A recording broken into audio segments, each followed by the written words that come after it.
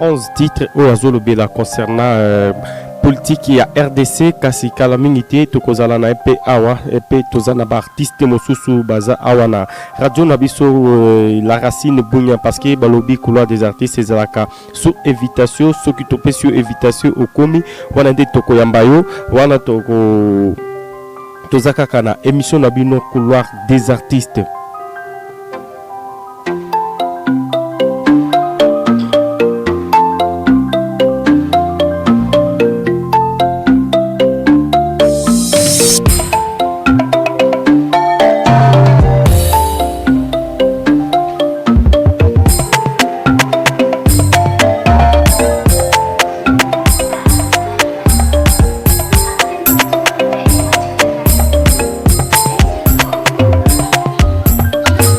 Merci beaucoup Nenka Kezalaka na émission na bino couloir des artistes auto yambaka ba artiste na bino ba kolobela pona ba actualité na toza lelo na J ya NSP Zoom et J Harrison auto akoya pona kolobela ba nouveauté na eza première fois akota na émission na biso couloir des artistes et kozala lelo ma samedi vraiment eza esengo mingi pona koyamba ba artiste na bino parce que ba lobby couloir des artistes eza émission moko o artiste yaka kosi développer yemoko ay kolobela ba actualité na yo.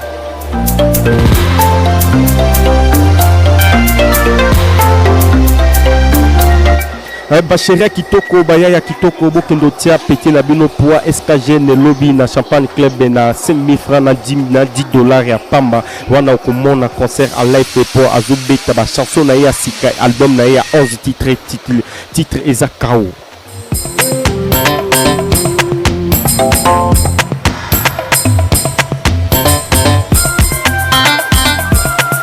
À partir à lobby déjà ba chanson est disponible ya album KO ya SKG ne oyo akolasi yango pe bokubo bangate le 21 juillet 2021 kozala concert munene oyo eza ya jeune soldat dimanche ikoya bokozala live bango na MC 45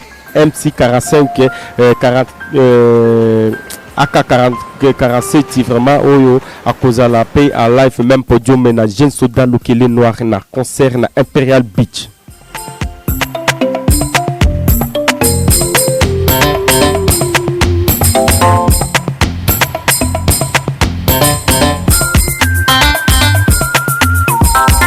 Balobi kashne ezali il faut tola tabakashne pona ko se protéger contre maladie ya coronavirus pona ko kima bokonongo wana ezali ko boma bato mingi botia tembete awana bunya coronavirus ezali.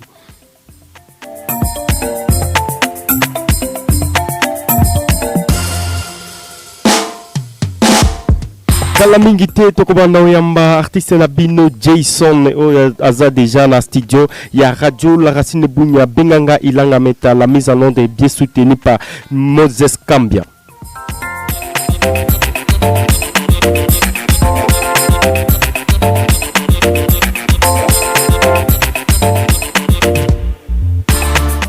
Merci beaucoup Ndenka Kazalaka chaque samedi à partir de 11h bokima ba fréquence na mususu bozonga na 90.5 FM pona kolanda émission na bino couloir des artistes oyo lobelaka pona ba actualité ya ba artiste na bino ya ville ya Bunya ndengelelo ezalaki prévu to yamba SKGN na la communauté mais toza awa na studio déjà na Jason oyo artiste ya NSB Zoom oyo akoya kolobela pona évolution na ye dengeni na zo évoluer na carrière na awa na radio télévision La Racine Bunya.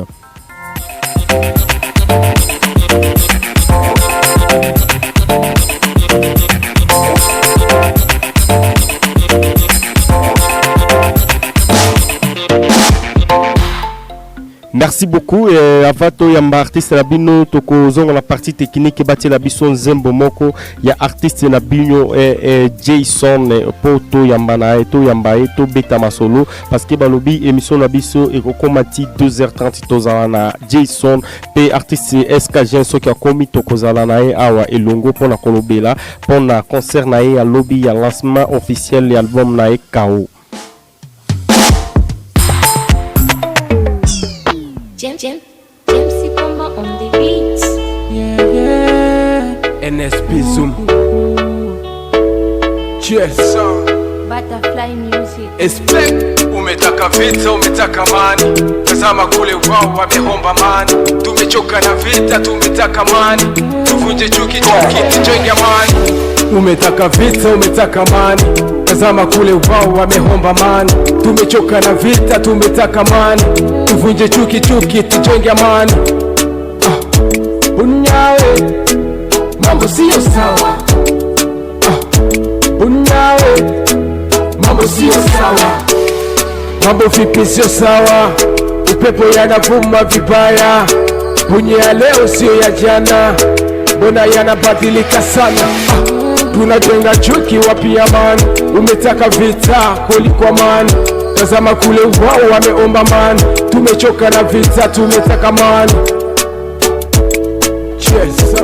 Bunye upendo yuko wapi. Twatengana na fitina, twabaguana. Bunye amani yuko wapi. Tunauana usiku kama mchana. Bunye chakula yuko wapi. Tazama kule wangapi wako mitaa. Tumeoana kwa ajili ya mambo ya udongo. Fitina, ukabila, chuki na uongo. Vita ijengi, vita yanabomoa. Tumemwanga damu, tujenge amani. Tumeoana kwa ajili ya chuki na udongo. Fitina, ukabila, chuki na uongo. Vita ijengi, vita yanabomoa. Tumemwanga damu, tujenge amani. Bunyawe, mambo sio sawa. Bunyawe, mambo sio sawa. Umetaka vita, umetaka amani. Tazama kule wao wamehomba amani. Tumechoka na vita, tumetaka amani. Tuvunje chuki chuki, tujenge amani. Umetaka vita, umetaka amani. Tazama kule wao wamehomba amani. Tumechoka na vita, tumetaka amani. Tuvunje chuki chuki, tujenge amani. Bunyawe, mambo sio sawa. Bunyawe, wapi runinga, wapi shule. Wapi njia tuenze kule. Twache wadogo wende shule. Wapi maji, wapi dawa. Wapi ukweli, wapi uongo. Tumechoka na uongo. Wapi umeme, wapi redio. Bunyawe, tumeoana kwa ajili ya mambo ya udongo. Fitina, ukabila, chuki na uongo. Vita ijengi, vita yanabomoa. Tumemwanga damu, tujenge amani.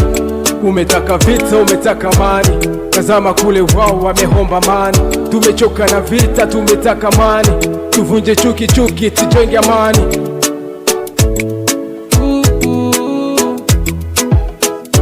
Umetaka vita, umetaka amani. Tazama kule wao wamehomba.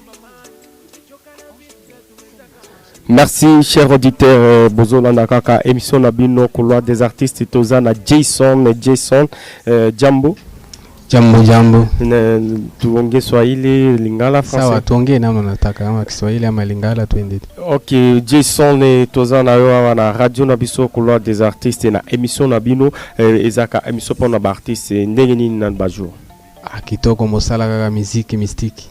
Mosala musique kaka mais c'est la première fois que participer à couloir des artistes. N'habitez ce qui Jason a voulu ni pesa biso na briefing ya carrière musicale.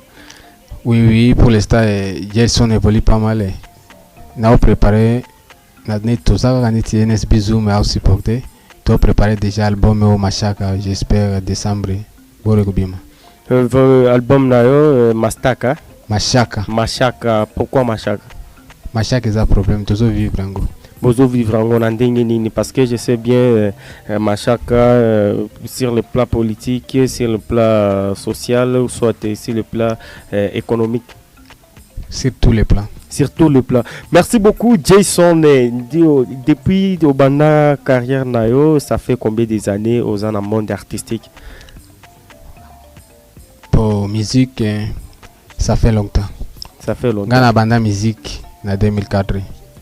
Na 2004 na banda musique to beta na ba master ba collègue mususu bazati siko ba olité ba neti banani parce que couleur des artistes eza kobim sa vérité. Oui. Ouais, neti banani bobo ba master na yo bo beta na bango depuis 2004. Ngana travaille na groupe Dangerous Boys 2004. Na évolué na Dangerous Boys to sali ba compétition to kutana ba LB3 to kutana ba Petit Young Biel tokutana ba artiste mosusu ba voyage déjà bazakali suste na beta na Clever Boys to répéta place moko na batate pe simango to beta ba concert simango to kabolana bokabolana ki na ndenge ni na ndenge ya mabe ou soit ezaki mwa problème moko bo les quatre na bino moto nyonso alimonaki vraiment il faut azwa couloir na problème ezalaki nini omoni ba artiste ntango toyemba place moko chaque moto aza na vision tellement Jelison nga travailler rap Swahili groupe na nga ezaka Dangerous Boys na bando travailler rap Swahili tellement tozaki na groupe moko to répéter batate ba Young Biel wana Young Biel azamuke faut que messi to répéter musique est différent to beta concert bon tellement master lingaki que non to sala groupe moko to modifier comme nani nda lingaki osala groupe moko elbitri wana ezaka elbitri nda bano négocier bino bosala groupe moko to sala groupe moko wana ezaka environ 2008 na 2008 mais après ndenge nini évoluaka siko affaire comme ndeni et comme na niveau bon nga nazaki d'accord na idée on a te yo zaki na vision ya yo moko nga nazaki na vision mosusu façon ya Clever Boys to groupe wana to banto beta na bango na façon nga na travailler seul na groupe langue ezaka différent jamais tokosangisa musique jamais musique ekutana bango bando répéter à groupe de 5 rappeurs mais yo bando bosser yo moko ngara paganga moko. Merci beaucoup.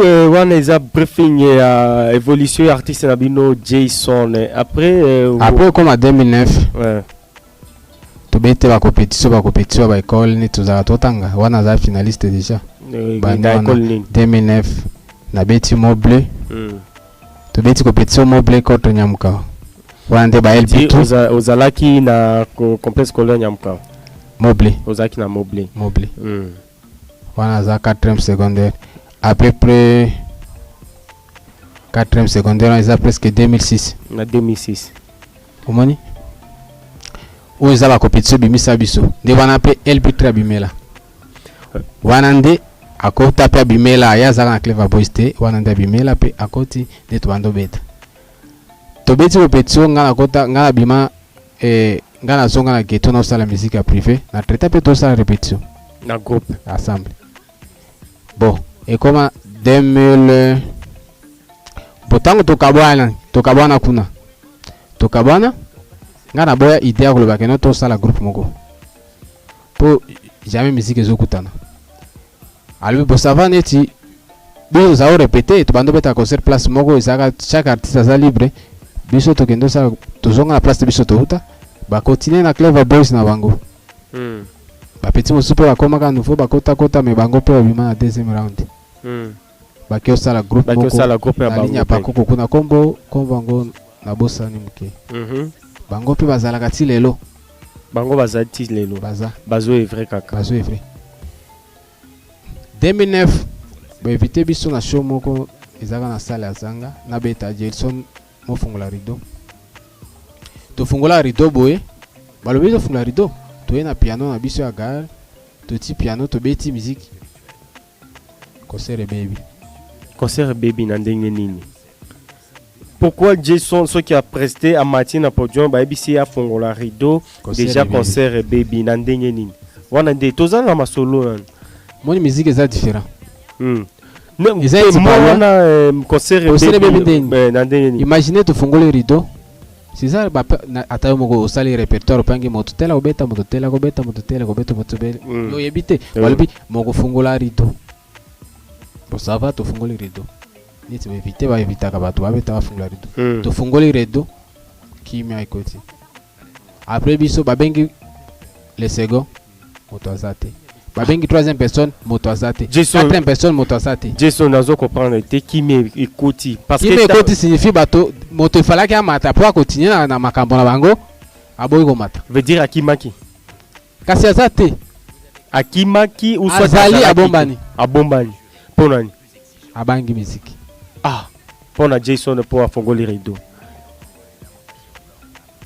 bon moni eza très compliqué ko expliquer ngo il faut aller sur scène, sur place, de comprendre le logo. Merci beaucoup. On a obéi la biso eza histoire, hein. Eza dans monde ba événement les kaka na. Oui, ça ba événement wana eza 2009. Na 2009. Jason a fongoli rideau et à concert après artiste mosusu baboy ko prester. Baboy ko prester. Peut-être ki bo mataki na gris ou soit. Eza gris. Musique eza différent. Ndiango wana ndezo séparer biso. Ah. Mais bino moko bo bino no so zobeta kunga moko hein. To beta rap mais rap moko te. Mais ceux qui to ti kolanda nzembo na yo eza na titre ni. Bunya. Merci nzembo na yo Bunya, ceux qui to yo qui vraiment ba mélodie nango et au lingi oyiba Daras parce que je pense bien ceux qui to musique ya Daras pe na Bunya na yo et kozaneti Daras ndazo yem. Oui ba benga Daras de Bunya. Babenga kayo Daras de Bunya. Oui. Pourquoi? Po bayo kineti Holandana. Veut dire yo pe c'est pelsa kayo tango zobeta même kungana Daras. Musique ekutani.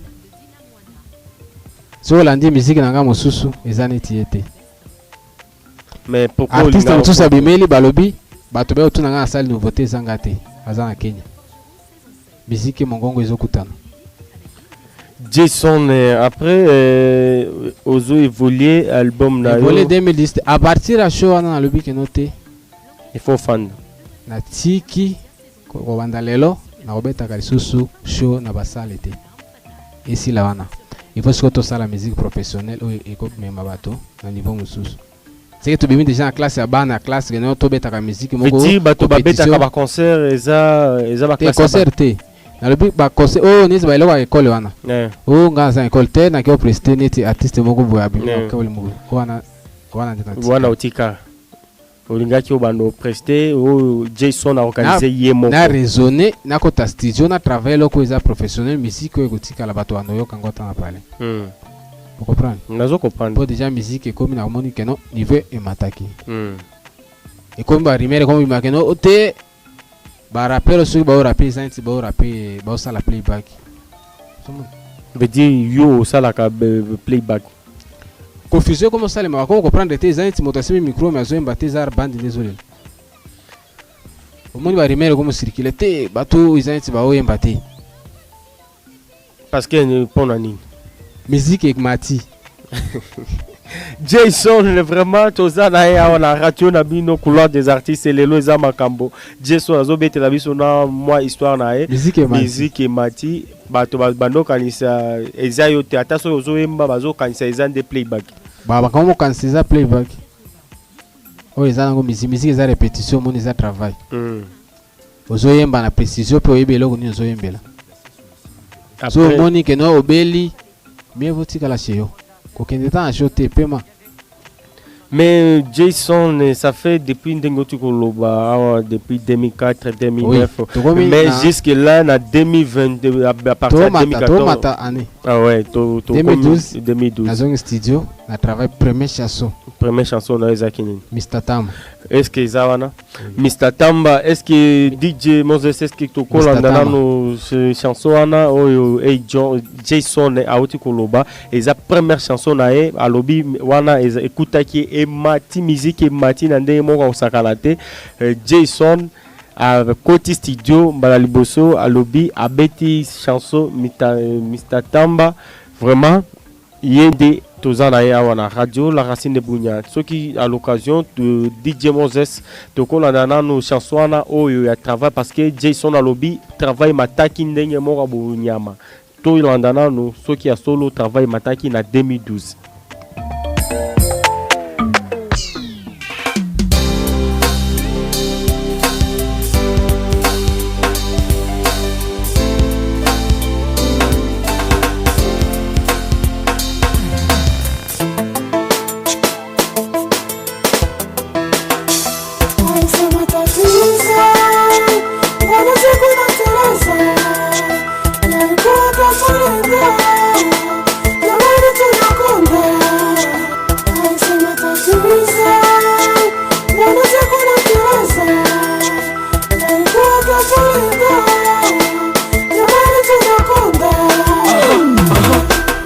6 kamili, siyo siri, aliongea kwenye radio na tena video. Mtu mkuu aliyejulikana mkuu, alipanga propaganda na ya kalenda kama Kenya na Rwanda na pia Uganda. Mambo ya kimataifa nchini, alipewa sifa nchini kama mezani, kizani na vuka boda. Wote walimpenda kwa kuwa aliahidi atajenga kwa idadi kama jua na mvua, shule na kadhalika. Leo nabadilika sasa, makamu pama mkuu kama Osama. Wananchi wanalia, kesho utagundua lini? Siku nateleza, leza siyo longo. Ichi nateleza jamani, mambo ya kiwongo. Ichi nateleza, leza siyo longo. Ichi nateleza jamani, mambo ya kiwongo. Nisema tatimiza, miza siyo longo. Nisema tatimiza, mbona muda imepita. Nisema tatimiza, miza siyo longo. Nisema tatimiza, mbona muda imepita.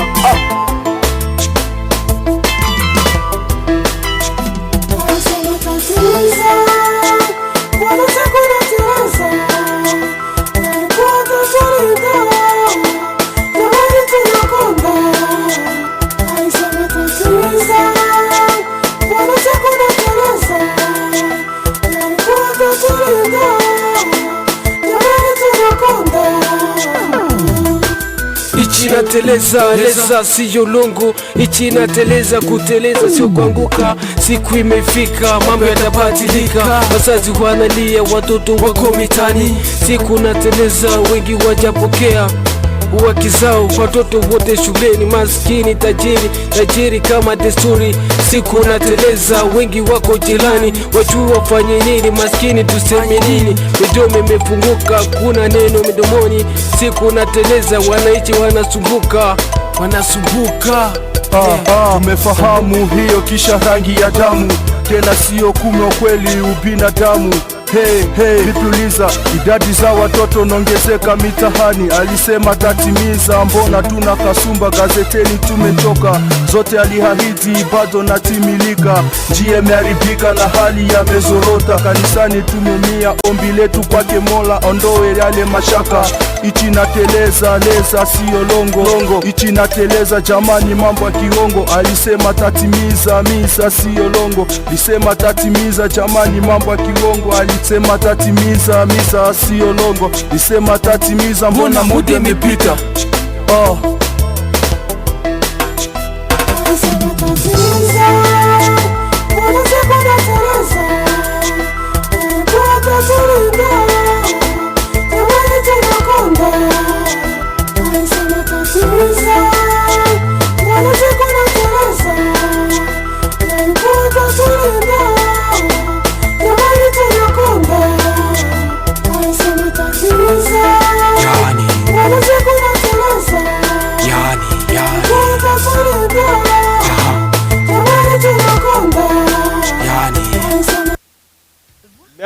Merci beaucoup. Wana boyu kulanda nzembo ya Jason, titre le kwa ku 2012 nde obetaki chanson wana, mais lancement nango zaki date ni chanson wana ya nabetaki yango 2012 zaki la 2016. Na 2016. Pourquoi de 2012 et car il y a presque 3 ans, 4 ans Mobimba après qu'on lancer chanson. Bon, tellement ezalaki programme ya chanson ezalaki la 2000 chanson ezalaki la 2016, mais à part wana ezalaki na chanson ezalaki la avant wana ezalaki chanson mabaya, mais on des chansons ya ezalaki prévu pour 2016 ezalaki mabaya. Mais au Koloba ezalaki première chanson na Okota Studio. Oui, première chanson wana 2012. Après wana nabetaki nini mabaya wana bimaki na 2014. Na 2012 wana chanson bimaki na Sweet Girl. Ezao na yemba kikoyemba wana na rapaki te.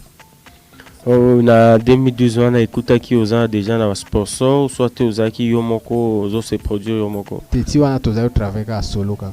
Sponsor azaki ozaki kaka yo moko ozo bosser. Oui, biso moka na groupe to travail. Ezaba veut dire chanson bobeta ngo na groupe ezaki yo moko te.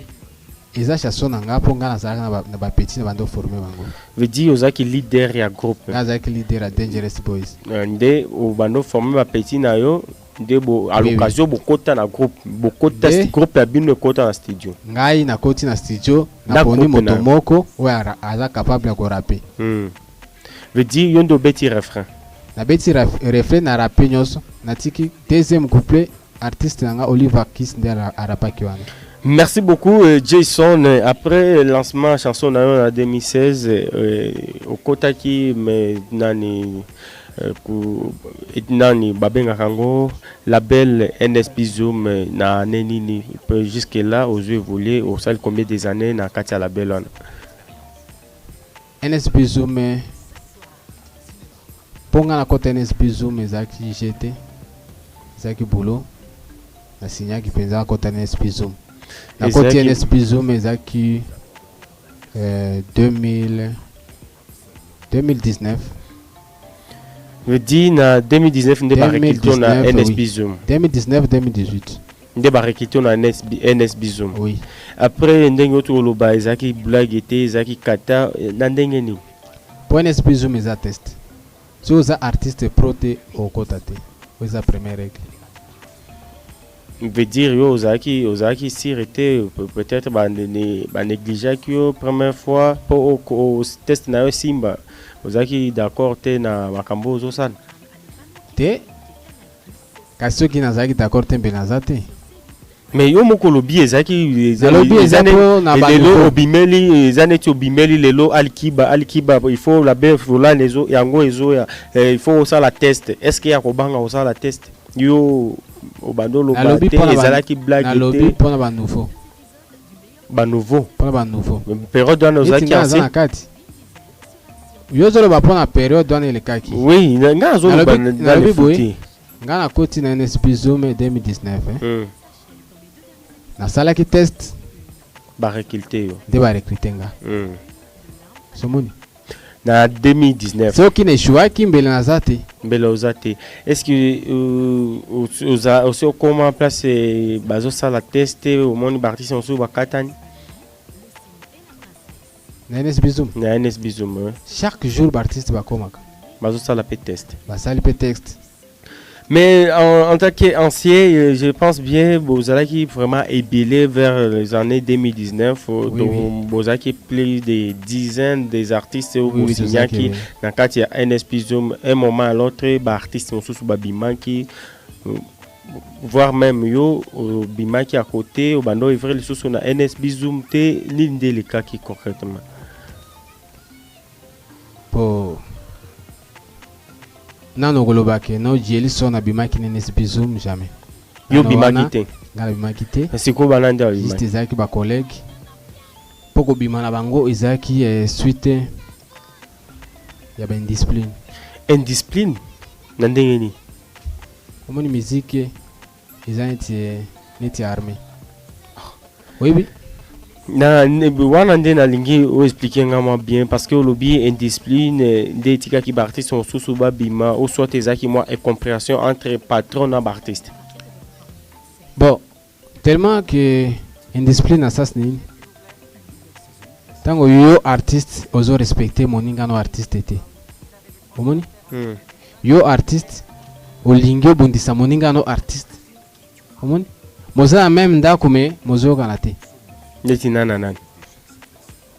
que c'est important à citer? Oui, c'est important parce que c'est couloir des artistes ou c'est espace où il y a la vérité parce que to limite au polémique bo Jason alobaki bo toujours le makambo il faut le makambo aux anango si pour ceux qui ont ébi que ezala qui pour l'artiste tel ndétika qui mouvement et là la nan moi moké après bon ça va yo ça la opesa nga liste yo ya bato ba bimi selo yo oyebi nano parce que moi je sais bien dans la période wana tozala ki na bando yamba n'importe chaque artiste ya NSB Zoom ezaki ba partager zazaki na NSB Zoom Jenso dazaki na NSB Zoom kozala ki Justin Independentila kozala ki John Chris kozala ki artiste vraiment bazali artiste bazali ki solo mais un moment l'autre bango tout bakatana qui wana nde na lingi yo moko lobi koza ba artiste osu ba bando yo kanate et neti nani nanani et ko influencer entre bitumba batomi ba neti ilanga meta na Jason baza même maison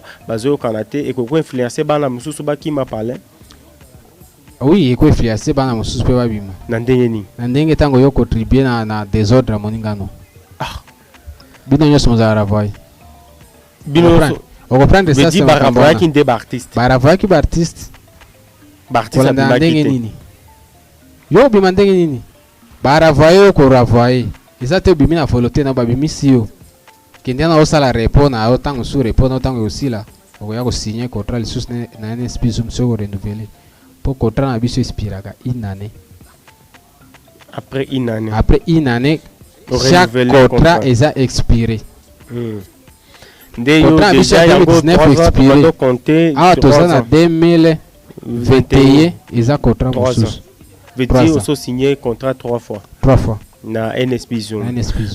Oui, après évolution na yo na NSP Zoom, on a combien d'albums depuis aux œuvres na NSP Zoom parce que je sais bien NSP Zoom ils ont maison ils ont produire bino ba artiste bozo azo pesa bino pour ba faveur morceau sur ba concert ba filmage ba chanson na Jason assez profité et lo konini na NSP Zoom depuis 3 ans na d'existence na label NSP Zoom.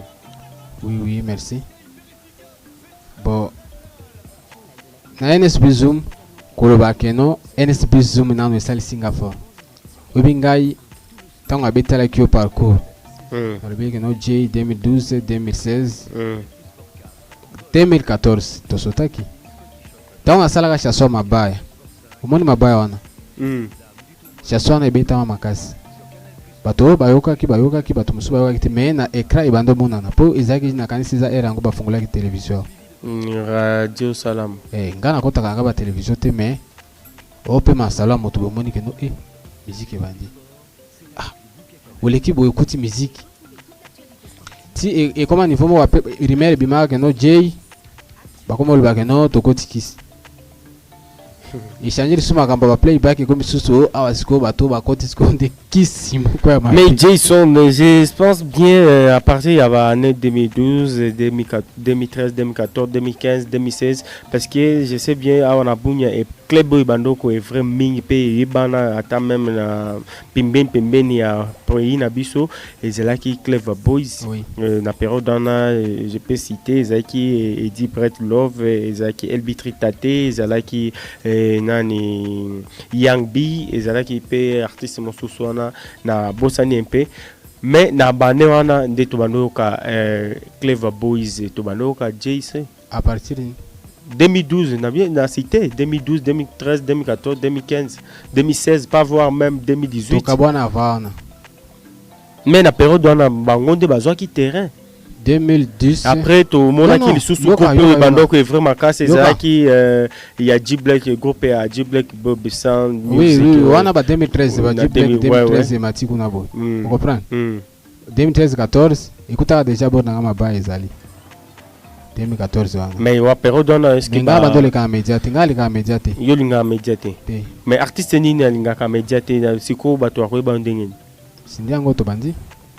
Veut dire depuis 2004 ndengo ko ozolo ba parcours na yo ti 2019 ti 2021 o ko se retrouver na nani.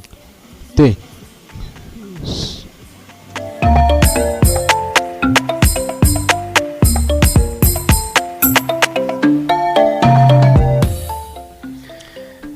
Souvent na bandole qui sa émission surtout ils ont enregistré na bando travailler ba journaliste au bando comme na salle interview pe ba ki ba diffuser bon dia bando ça neti journaliste ni bon tellement ils ont joué belé ba combo canal révélation na travail na Pitoa Richard Pitoa bando comme bando lando na parler ba enregistrer non na bando comme na radio enregistrer nga po za émission ngo bando le kabutu canal plus à part wana izaka na maire moko na bosani kombo za kandi ba bando le sanga émission wana suka veut dire yo aussi donnant raté na monde média pour oyebana non média ebando eteresenga mingi te.